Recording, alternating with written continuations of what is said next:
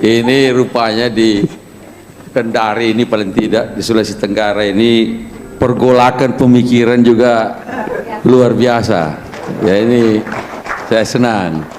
Terutama tadi Prof. Hasan itu tadi yang menggebu-gebu Pak Haslan, Prof. Haslan yang walaupun dosen perikanan tapi juga punya perhatian kepada politik karena memang warga negara, Pak. Warga negara itu harus mengerti politik, harus juga jadi pengamat politik. Nah, cuma kalau tadi Bapak bilang apa kontribusinya di Marangang itu sudah sejak tahun 97 bicara soal pemilu. Ya alhamdulillah kalau Bapak bisa memilih dengan merasa bebas ke TPS, mau pilih ini, mau pilih itu atau tidak memilih sama sekali, mudah-mudahan adalah sedikit saya punya kontribusi di situ, Pak. Ya. Ini yang jadi KPU itu komisi dulu namanya LPU. Itu LPU itu di bawah Depdagri. Kalau di daerah di bawah gubernur, kalau di kabupaten di bawah bupati. Itulah komisi lembaga pemilihan umum. Ah, kita bikin ada bisa begitu itu. Harus bikin namanya komisi pemilihan umum yang independen. Ah, mudah-mudahan ada kontribusi saya di situ, Pak. Yang bikin undang-undangnya saya. Nah, bosnya ketuanya Pak Rias Rasid sama saya salah satu anggotanya. Karena saya yang paling muda waktu itu, ya tugasnya bikin draftnya semua. Jadi kalau bahwa rancangan undang-undang itu sekarang ini yang kita pakai, sekarang ini undang-undang pemilu sudah berubah berkali-kali, tapi rancangan itu pada dasarnya tetap basisnya Undang-Undang nomor 234 tahun 99. Bahkan beberapa hal yang menurut saya kecewa adalah tidak dilakukan perubahan yang lebih baik, terutama tentang campaign finance reform. Saya berkali-kali bicara itu. Yang kita bikin pada waktu itu dulu sudah ada skeletonnya. Ini tahun 99, jangan lupa. Saya cuma dikasih waktu 3 bulan untuk selesaikan 3 undang-undang. 3 undang-undang selesai 3 bulan.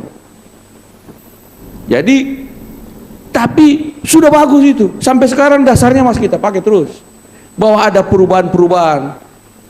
Akhirnya berubahnya ya kira-kira ke arah seperti yang kita mau dulu. Dulu kita mau terbuka. Terus kemudian jadi tertutup pada waktu tahun 99 itu karena takut semua. Tapi akhirnya terbuka, tapi kan terbuka ada masalah juga. Nah, tapi campaign finance reform itulah yang sekarang ini sejak dari tahun 99 sampai sekarang teksnya boleh kata tidak berubah. Yang kami bikin dulu itu sampai sekarang sama. Yang lain-lain sudah berubah menjadi tertutup, menjadi terbuka, lalu ada KPU-nya begini, ada KPPS-nya, ada macam-macam sudah macam-macam lah bunga-bunganya, ya.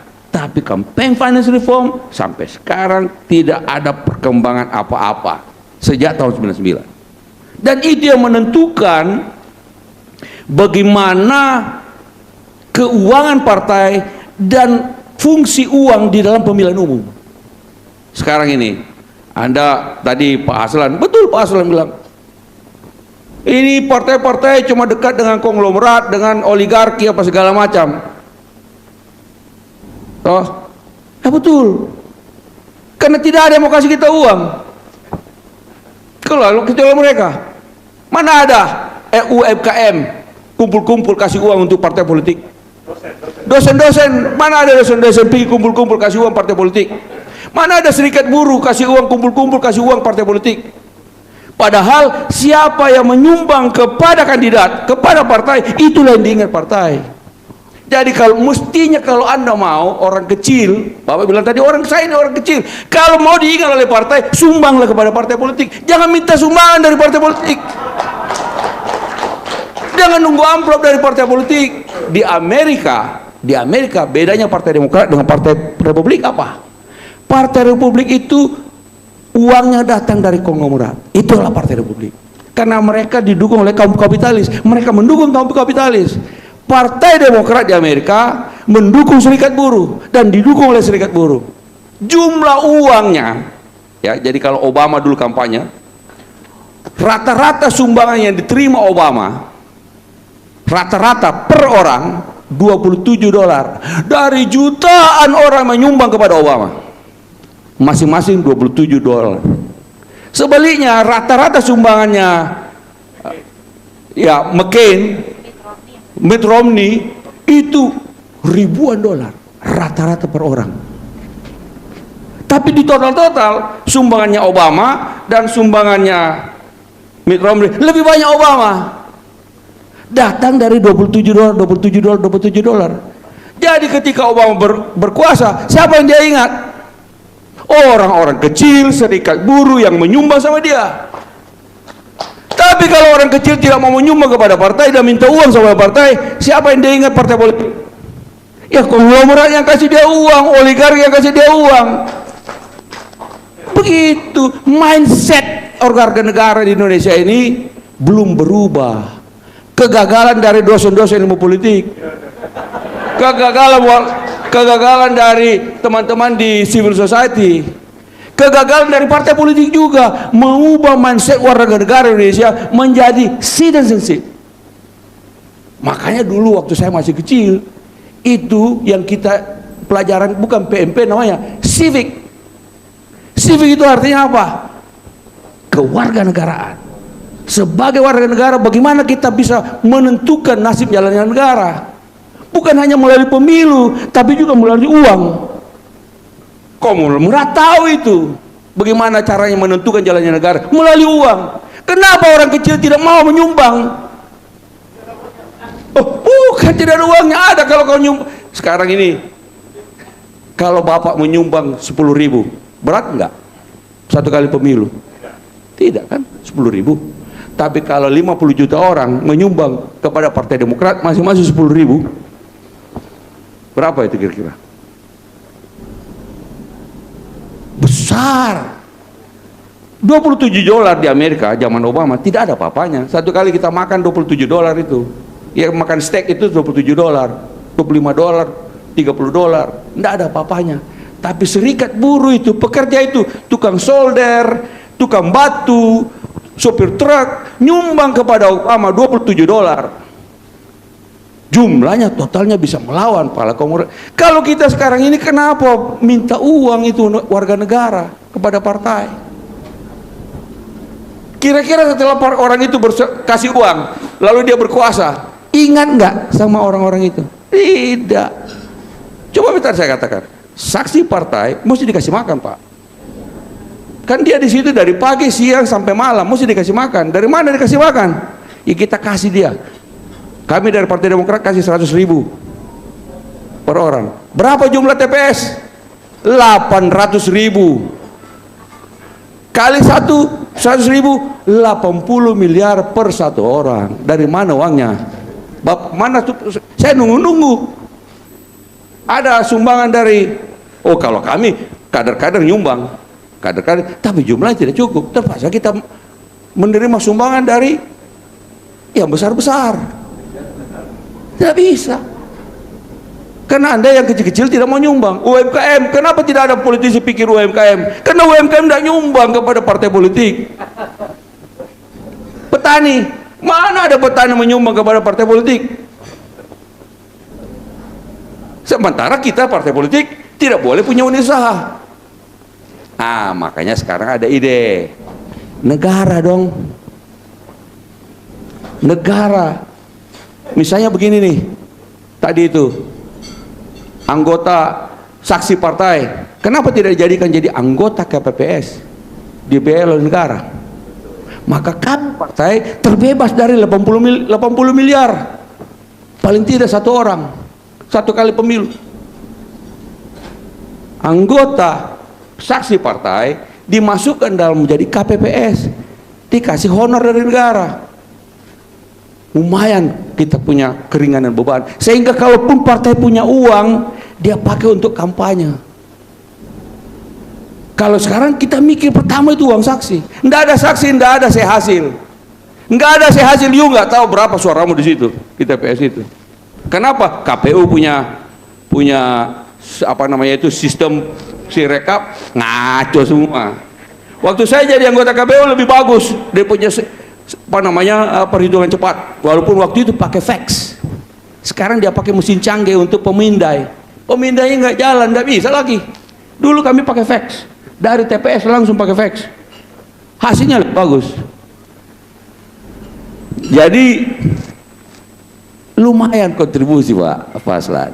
Pak SBY dulu pemilihan langsung, di DPR mau mengubah menjadi pemilihan tidak langsung, Pak SBY langsung bikin untuk mengubah kembali menjadi pemilihan langsung.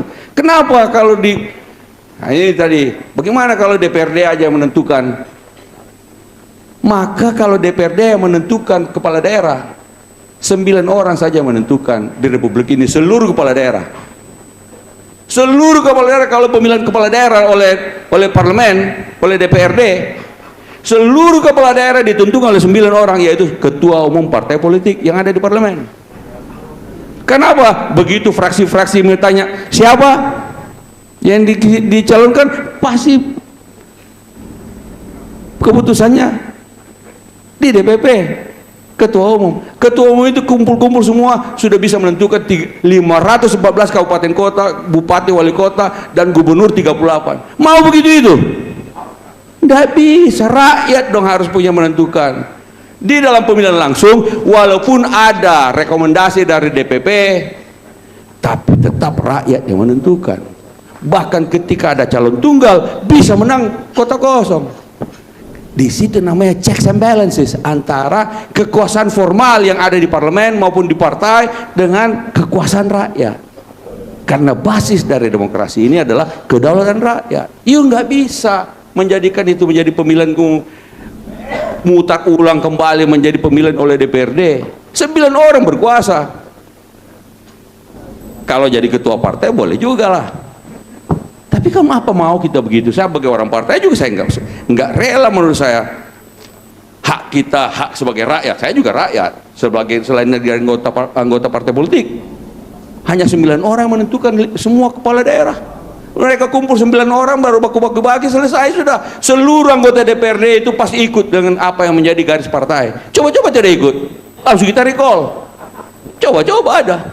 Saya mau begitu. Ketua DPD, ketua DPC, pimpinan DPRD bisa langsung kita recall. Aturan memungkinkan.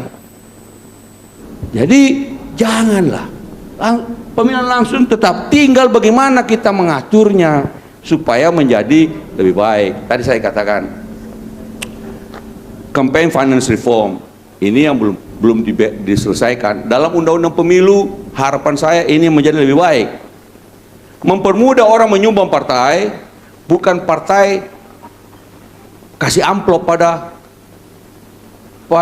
rakyat. Ini rakyat juga perlu kita didik. Mau lihat ada rakyat tidak mau terima amplop? Coba aja pergi kampanye di PIK sana. Tidak ada orang mau terima amplop di PIK. Partai yang kapuk, oh punya uang semua. Kenapa orang mau terima uang banyak? Mau terima amplop? Ya selain kita gagal mendidik rakyat, tapi juga mungkin ada kemiskinan di situ. Jangan-jangan kemudian ekonomi jadi memburuk. Zaman Pak SBY dulu, coba Anda lihat, ada nggak orang yang 4 kali jadi anggota dewan? Anda bisa lihat, yang pernah jadi anggota dewan 4 kali, Anda akan merasa bahwa money politik dari 2004, 2009, 2014 lebih kecil dibandingkan 2019 dengan 2024. Terasa itu kalau Anda jadi anggota dewan. Saya kasih tahu juga kawan-kawan itu begini. Sekarang saya lihat, kau punya efektivitas dari amplopmu itu berapa persen? Dia bilang menurun terus Pak. Sekarang ini cuma 25%, bisa 10%. Artinya kalau dia sebar 1000 amplop, suaranya cuma 100, itu artinya 10%. Kalau dia 1000 amplop, lalu dia dapat suara 250, itu artinya 25%. Saya bilang, berapa efektivitasmu? Dia bilang kira-kira 20-25%. Waktu tahun 2019 masih bisa 50%. Artinya apa lagi? Sebenarnya amplop efektivitasnya makin kecil, maka bodoh orang membuat amplop.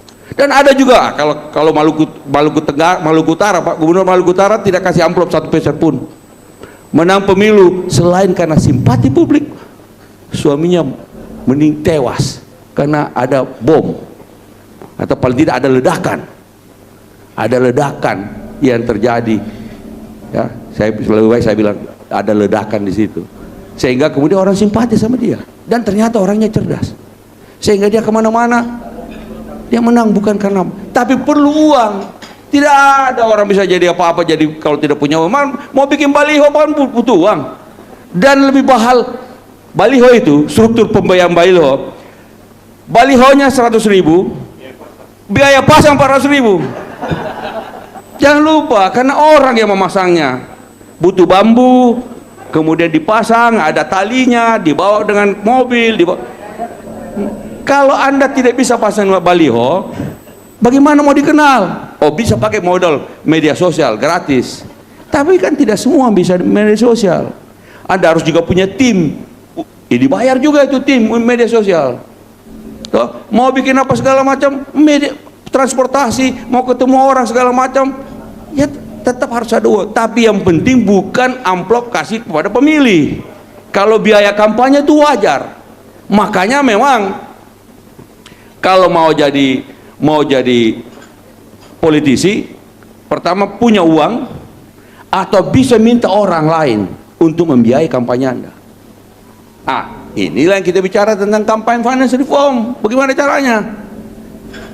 Nah, kalau soal urusan tadi juga, bagaimana caranya dalam sistem pemilu kita ini jangan ada orang-orang berseragam yang mempengaruhi pemilu.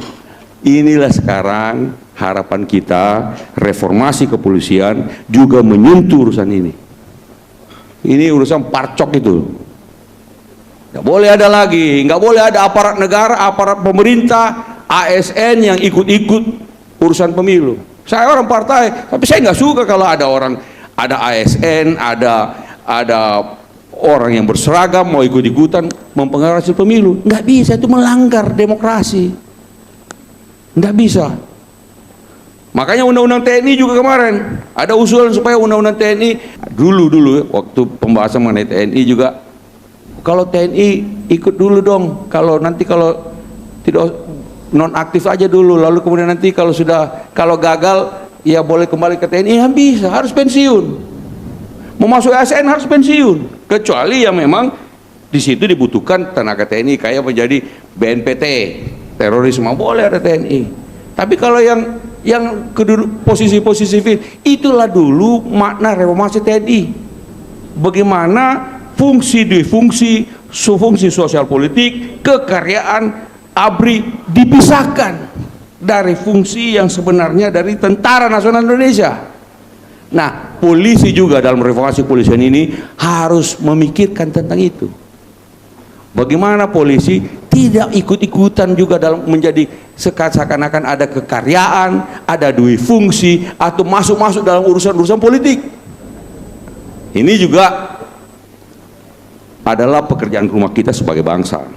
Nah, terakhir barangkali, kalau apakah dalam Mahkamah Konstitusi ini nantinya bagaimana hasilnya, ya kita belum tahu sekarang ini. Terus terang, kita sekarang ini masih membicarakan di parlemen partai. Kalau Partai Demokrat, biasanya Partai Demokrat itu jelas, rasional, cerdas, sudah jelas posisi. Tapi partai-partai lain kan kita juga belum tahu. Sementara apapun hasilnya, undang-undang pemilu kan digodok di DPR. Apakah di komisi 2 atau di balik, kita juga belum tahu. Bagaimana rancangannya kita juga belum tahu. Konsensusnya bagaimana kita belum tahu. Urusan maju kena mundur kena ini bagaimana penyelesaiannya. Belum lagi proses transisinya. Intinya kita ikuti saja dengan kritis. Orang macam Bu Titi ini kita hargai. Saya banyak juga berbeda pendapat, walaupun banyak juga sama. Tapi kita senang, kita di dalam pemerintahan Presiden SBY, Bapak bisa lihat diskusi dan kritik, dan kami menjawab kritik itu biasa, dan itu memperkaya proses pembuatan kebijakan publik. Mudah-mudahan harapan saya bisa segera diundangkan dan kita bahas proses itu sama-sama, dan kemudian hasilnya bisa diterima oleh semua pihak. Kalau injury time, aduh, saya justru khawatir malah makin nggak karu-karuan hasilnya. Menurut saya begitu. Karena itu kami dari Partai Demokrat siap untuk membahas undang-undang pemilu baru itu, kalau tahun ini pun disiapkan, dilakukan, kami pun siap.